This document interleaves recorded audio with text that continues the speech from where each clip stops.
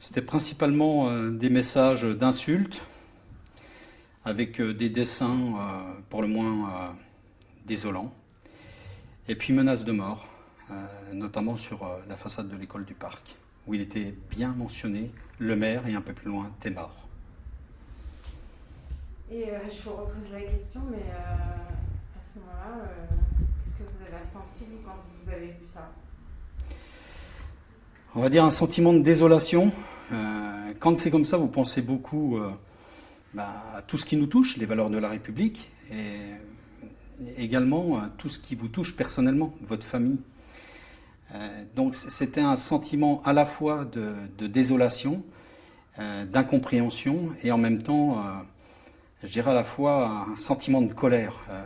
Pourquoi, à notre époque, pourquoi une telle haine? Pourquoi s'en prendre à un maire d'ailleurs qui vient d'arriver, qui n'a eu aucun mandat par le passé et qui, de par son vécu professionnel, a toujours été sous le feu des projecteurs. Jamais fait l'objet d'attaques, que ce soit personnelles, professionnelles, jamais. C'est en me lançant en fait dans cette campagne électorale que j'ai pu comprendre ô combien on pouvait détester les hommes politiques, ô combien on pouvait détester en fait toutes nos valeurs par le biais de quelques individus peu scrupuleux et pour qui tout est dû et pour qui il n'y a pas de peine, aucune peine, et qui se permettent de poursuivre, puisque vous me posiez la question tout à l'heure, à savoir est-ce que vous êtes toujours victime d'insultes? Oui, je vous le confirme, oui. Certes, moindres, mais les insultes sont toujours présentes. Je vous donne un exemple concret. Samedi matin, nous avons eu la chance, d'ailleurs, sur Saint-Try, d'avoir 4 virtuoses.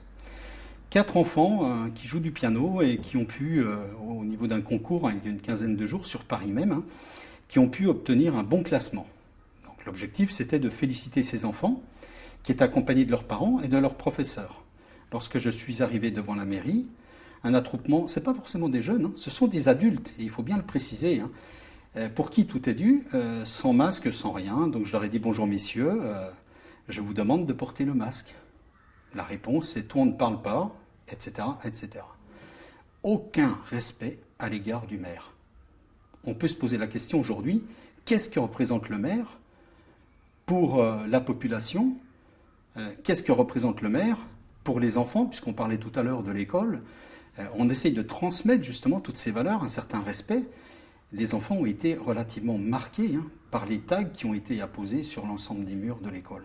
Et vous, vous attendiez à ça en devenant maire ou pas? Absolument pas. Absolument pas. Vous attendiez à quoi?